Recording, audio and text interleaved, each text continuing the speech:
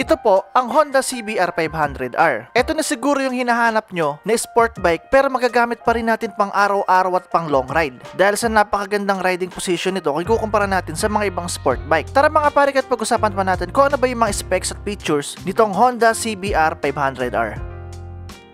Hindi natin maitatanggi na napaka-forma talaga ng mga sports bike. Pero naghahalangan kasi yung mga pare natin na bumili ng ganitong motor dahil sa riding position nito. Kilala kasi ang sport bike na medyo aggressive yung position at kapag ginamit nyo po ito sa mga long rides or pang araw-araw, talagang sasakit po yung likod nyo. Kaya yung iba kahit gusto yung mga sport bike, hindi nila ito pinipili dahil sa aggressive riding position. Pero ibahin nyo tong CBR 500 or mga pare ko dahil yung riding position nito ay hindi gaanong ka-aggressive. Kaya masasabi ko na pwede nyo itong gamitin pang everyday at mga pang long ride natin. Nung first time ko nagamit itong motor na ito mga pare ko, biniyahe ko agad ito dito sa Real Quezon kasama ko yung dalawa kong tropa, si Kenji at si Nico. Ina-expect ko na sa sarili ko na mangangawit ako dito pero nagulat talaga ako nung pagdating namin sa Real Quezon parang normal lang din yung nararamdaman ko. Biruin yung mga pare ko, first time ko lang po gamitin ito, long ride pa, hindi talaga ako masyado nagreklamo dito sa motor na to. Kaya napakaganda talaga ng motor na to mga pare ko. Yung riding position niya, nasa gitna lang siya ng standard tsaka yung mga super sport. Pero yung looks syempre sport bike kaya napaka-pogi nyo talaga dito sa motor na to. Tingnan natin yung specification ng kanyang engine at kung gaano ba ito kalakas. Yung makina po nito, meron po itong a total of 741cc or round up natin is 500cc. Naka-liquid cooled na po ito. At dalawa po yung piston, parallel twin engine. Dual overhead cam na rin po ito kaya napakalakas po talaga dumulo nitong CBR 500R. Kaya nga po magbato ng makina nito ng 35 kilowatts at 8,500 RPM at yung maximum torque niya na 43.2 Nm at 6,500 RPM. Nagamit ko po ito sa long ride, hindi ko po ito na top speed pero yung acceleration po niya napakalakas. Lalo na kung galing po kayo ng mga 150cc. Sobrang noticeable talaga yung power nito. Normally kasi nasanay ako kapag magpapatakbo ko ng 100, medyo sasalita talaga yung ginagamit kong motor. Pero dito sa CBR 500, napakaikli lang po yung daanan, kaya po nito pumalo ng 130 plus km/h. Ganun po kalakas yung motor na to. So napakaganda niya gamitin sa mga pang overtake dahil sa lakas po ng kanyang acceleration. Yung torque naman po niya napakaganda rin po. Yung mga paahon na try ko rin po dito sa Marilaki, parang hindi nagbabago po yung lakas ng makina niya kahit papaahon. Kaya napakaganda talaga nito gamitin. Halimbawa na lang dito sa mga twisties, medyo alanganin talaga overtake. Pero sa ganitong kalakas po na motor mga pare ko is napaka basic lang po lusutan yung mga sasakyan sa unahan natin. Lalo na yung iba ayaw talaga magpo-overtake. Kapag bubusina ka tsaka overtake ka, mas bibilisan pa ng mga sasakyan. Pero dito sa CBR 500R, kahit gawin nila yun, makaka-overtake pa rin kayo. Yung kanyang transmission naman po is 6-speed. Wala po itong mga quick shifter. Pero sa mga ganitong price point naman mga pare ko, reasonable naman po. Sa suspension po mga pare ko sa unahan, meron po tayong Showa 41mm inverted fork. Sa likod naman po, meron tayong ProLink Mono 5-stage preload adjuster. Yung plain ng mga shock nito mga pare ko, grabe, napakaganda. Sa mga kaldag, para sa akin okay siya Kahit sport bike siya, yung tune ng kanyang suspension base sa pakiramdam ko, andun siya sa malambot na side kasi kapag mamemreno po ako sa unahan, nararamdaman ko yung suspension niya, medyo bumabaon talaga. Unlike yung mga ibang nagamit ko na mga big bike din na kapag pinreno ko yung unahan, parang stable pa rin yung pakiramdam nyo, parang hindi kayo nadadaos-dos. Pero dito sa CBR 500R, napansin ko medyo malambot yung suspension niya sa unahan. Kapag namemreno ako, dumadaos-dos, parang lumulubog ka agad yung shock. Pero kung pag-uusapan natin yung comfort mga pare ko sa kanyang suspension, okay na okay po sa akin. Sa mga preno mga pare ko, dito po sa unahan, meron tayong dual disc, tapos yung size po nito ay 296mm. Meron po tayong Nissin calipers dyan at radial mount. Para sa akin yung mga ganitong radial mount, nakadagdag angas talaga sa motor Dito naman po sa likod, meron tayong single disc 240mm. Tapos yung unahan at likuran po nito, meron pong ABS. Kaya napaka-safe po nito kapag mamemreno tayo ng malakas or mga biglaan, hindi po tayo mag-i-skid. May iwasan po natin yung mga aksidente sa mga pag-slide ng motor. Sa daan kasi hindi natin may iwasan biglang may tatawid na aso or merong mga motorista na kakabig pakaliwa or pakanan at magugulat tayo. May mga times kasi na kapag nagugulat tayo, napipiga natin ng malakas yung preno. Or di kaya, pipigain natin ng malakas yung preno dahil yung nasa unahan natin na biglang lumiko, matutumbok natin. At nagre-resulta nga po ng pagkasemplang ng mga motorista. Pero dito sa ABS mga pare ko, kahit pigain nyo ito ng todo, ihihinto po kayo ng motor ng smooth. Kaya nakakaiwas talaga sa aksidente yung mga ABS or anti-lock anti-lock braking system. Sa mga gulong po, napakalapad po ng gulong nito. Sobrang brusko tingnan dito sa CBR 500. Yung sa unahan, meron po tayong 120/70. Size 17 po yung kanyang diameter ng mags at tubeless po yan. Sa likod naman po, 160/60. Size 17 din po yung diameter ng kanyang mags at tubeless po yan. At yung stock po na gulong nito mga pare ko is Michelin. Alam naman po natin yung gulong na yon. Kilalang brand talaga yan at ginagamit rin sa mga racing. Kaya tiwala ako na makapit talaga itong gulong na to. Tip ko lang din sa inyo mga pare ko na kahit gaano kaganda yung gulong nyo, huwag kayo magiging kumpiyansa dun sa mga white paint or yellow paint sa mga kalsada. Kahit po maganda yung gulong nyo, kapag nadaan po kayo dyan or bumangking kayo dyan, magi-slide po talaga kayo. Pati yung mga bakal na nakalagay po sa gitna ng kalsada, yung mga pinantatakip po sa butas, mag-iingat din po kayo dun kasi kahit ganong kakapit po yung gulong nyo, dun sa mga bakal na yun ay dudulas talaga. Kaya magdahan-dahan po kayo sa mga nabanggit ko na yon. Sa seat height naman po mga pare ko, meron po tayong 789mm. 5'6 po yung height ko at makikita nyo, sobrang komportable sa akin. Medyo may pagkatingkayad ako pero konting-konti lang. Kaya kung mas matangkad kayo sa akin, baka possible na flat-footed na kayo dito, yung mga 5'7 or 5'8. Depende pa rin sa haba ng bias. Pero sa mga 5'6 na katulad ko, saktong-sakto itong motor na to. Tapos meron po siyang bigat na 192 kilograms. Sa mga kakompetensya nitong motor na to sa ibang brand, medyo may kabigatan ito. Syempre, disadvantage no, nakaka-apekto yon sa power to weight ratio. Pero kung titingnan naman natin yung good side, since mabigat po yung motor natin, mas stable tayo lalo na sa mga high speed. Pero kung ganito naman kalaki po yung makina nyo mga pare ko, hindi nyo rin naman din iindahin kahit medyo may kabigatan itong motor na to. Kayang-kaya pa rito buhatin ang kanyang 500cc na makina. At yung fuel consumption po nito, ang claim ng Honda dito is 28.6 km per liter. Pero nung nag-long ride po kami dito sa Real Quezon, nakuha ko po is 27.4 km per liter. So medyo mababa siya ng konti pero close doon sa claim ng Honda na 28.6 km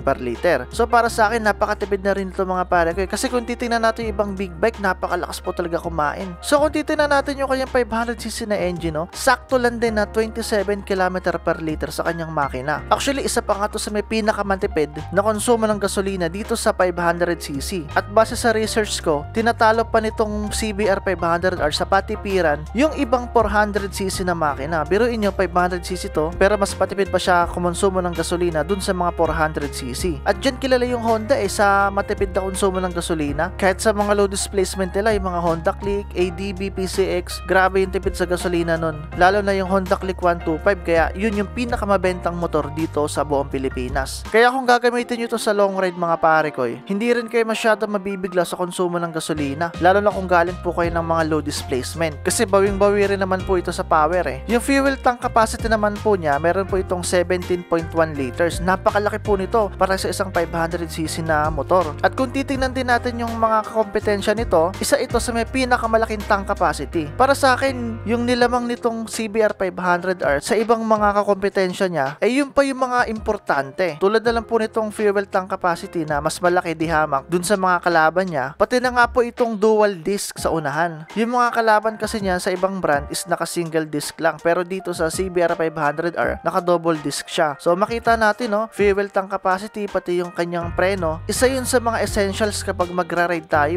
Tapos yun pa yung nilamang niya dun sa mga ibang brand. Sa ground clearance naman mga pare ko, meron po itong 130mm. Sa case ko, nadaan ko dito sa mga hams sa amin, pag mag-isa lang ako, walang problema Kahit yung mga matataas yung hams, hindi naman ako sumasayad. Pero nung nag-angkas na po ako, parang may naramdaman ako ng konting sayad sa ilalim. Sa headlight po, naka-LED na po ito, pati dito sa may kanyang signal light. Maganda kasi dito kapag naka-LED po kayo, matagal po yung lifespan nito. Sa experience ko sa Honda Click ko po, 6 years na po yung motor ko at never ko po na-experience na mapundi po yung LED light ko. Ganyan po katibay yung mga LED light. At the same time, mas malakas po yung mga buga nila compare po dun sa mga traditional na bulb. Dito naman po sa may taillight niya, naka-LED din po yan, pati yung signal light. Ang nagustuhan ko pa sa signal light niya, kapag tirik po yung araw, tapos signal light nyo, kitang-kita pa rin po ng mga kasama nyo sa daan. Ganun po katingkad yung ilaw nito. Yung sa headlight naman po niya, nagamit ko po ito nung gabi, nung nag-ride po kami ng Real Quezon at medyo maulan po nito. Kahit papaano naman po talaga, may lakas yung buga ng ilaw nito. At kung ako tatanungin nyo po, mas malakas talaga yung buga niya compare po dun sa mga low displacement kahit na pare-pares po sila na LED light. Pero para sa akin kung gagamitin nyo talaga ito sa personal nyo pang long ride or pang everyday use, kailangan nyo talaga magkabit ng mga auxiliary light. Lalo na kapag magra-ride kayo sa mga liblib na lugar, mas mainam na may auxiliary light kayo para kahit papaano paano, makikita nyo yung daan. Lalo na kung hindi nyo kabisado yung mga kalsada, makikita nyo kagad kung saan nyo may mga lubak or hindi. Pero syempre, kailangan responsible tayo sa paggamit ng mga auxiliary light. Kapag may mga kasalubong po tayo, kailangan natin to i-turn up or i-low beam. Dito naman po sa kanyang instrument panel, naka all digital na po yan. Ang maganda kasi dito sa mga digital, napakarami pong information ang pwede natin makita, unlike po dun sa mga analog. Parang straight to the point lang siya. Kung ano yung nakikita nyo, yun na yun. Pero dito sa mga digital po, nababago-bago nyo pa po yung mga information dyan para kung ano yung mga gusto nyo makita, makakatulong sa atin sa mga rides natin. Halimbawa na lang yung mga trip A or trip B. So pag in-open natin, makita natin yung kanyang panel. So makita natin, meron tayong gear indicator, meron tayong tachometer, tapos yung red line niya hanggang dito sa 10,000 RPM mahigit. Speedometer, meron tayo ditong orasan.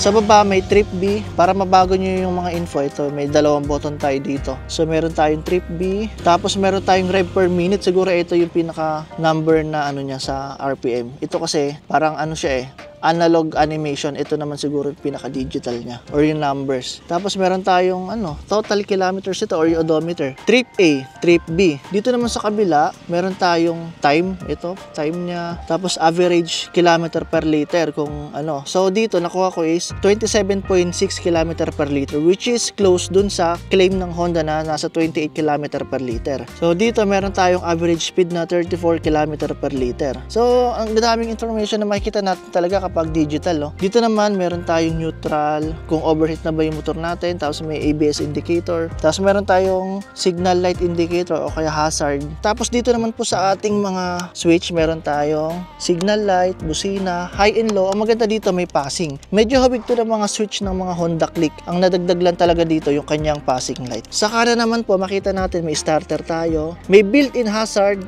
tapos skill switch. Makita natin dito yung kanyang brake master. Tapos yung kanyang preno dito sa unahan, adjustable po yan. So depende po sa haba ng mga galamay nyo. So yung number 1, yun po yung pinakamahaba. Itong number 6 naman, yun naman po yung pinakamalapit. Dito naman po sa kaliwa, yung pinaka-clutch niya. Wala po siyang adjustan dito, pero napakalambot naman po. So dito makita natin yung kanyang side mirror, napakalaki din. Para sa akin yung paggamit ko nito, walang problema, kitang-kita ko yung mga sasakyan sa likod. Tapos ito yung kanyang windscreen. Yan, dito nakakabit yung RFID. Tapos may Honda dito. Tapos ang ganda ng pagkakagawa ng sticker na LED dito, nakadagdag aggressive dito sa looks ng unahan ng CBR 500R. Dito naman po sa riding position natin, so makita nyo, aggressive siya kasi sports bike to Pero sa lahat po ng nagamit ko na sport bike, isa ito sa may pinaka magandang riding position. Kumbaga hindi siya ganun ka-aggressive kasi may mga nagamit ako na ibang brand, yung R15, 150cc lang yun pero medyo mas yukong-yuko pa yun. Talagang sobrang nakakangawit yun sa mga long rides. Pero dito, makita nyo naman yung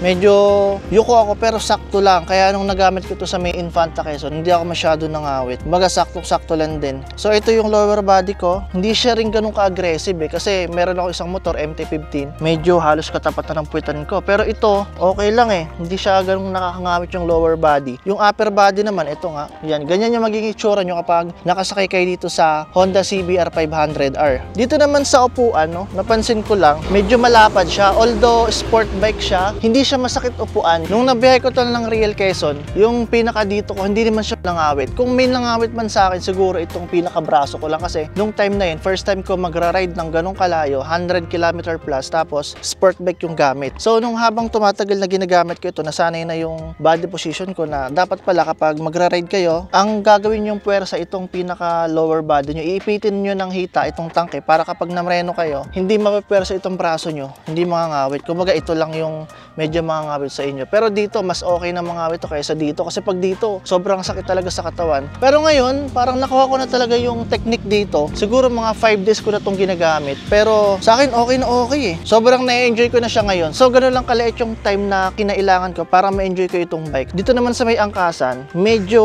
manipis lang yung kanyang upuan, yung pinaka-foam niya. Although medyo malapad siya, pero medyo may kanipisan siya. Ang maganda lang dito, natanong ko yung naiangkas ko, hindi siya dumudulas sa akin kapag nagra-ride kami. So, yun yung magandang part nitong CBR. Pero, yung mismong foam, medyo manipis, so baka yung mga angkas niya mga ngawit. Ito para sa akin, marirecommend ko to. Kung mag-isa lang kayo nagra-ride, tapos kailangan nyo ng mga gamit, pwede kayo maglagay ng tail bag dito. Pero kung may mga OBR kayo, tapos long ride, medyo mahirap kasi una, mahirap sakyan itong angkasan. Based sa may experience ko, dito sa driver walang problema, okay na okay to. Medyo mahirap, bukod pa doon, wala kayong paglalagay ng ibang gamit kasi sport bike to eh. Yung iba, may mga nabibili na accessories nilalagyan dito ng box. May mga genuine na accessories ng Honda, pwede nyo lagyan dito ng box. Pero kung ayaw nyo naman, at isa lang naman kayo nagra-ride, pwede kayo maglagay ng tail bag dito. Medyo limited lang talaga yung may dadala natin sa mga ganitong motor kung may angkas tayo. Pero kung mag-isa tayo, medyo marami-rami din. Yung current price nitong Honda CBR 500R po, nasa 389,000 pesos. So, sa mga interesado nitong motor na to, bisitahin nyo lang po yung mga Honda Big Bikes na malapit sa inyo.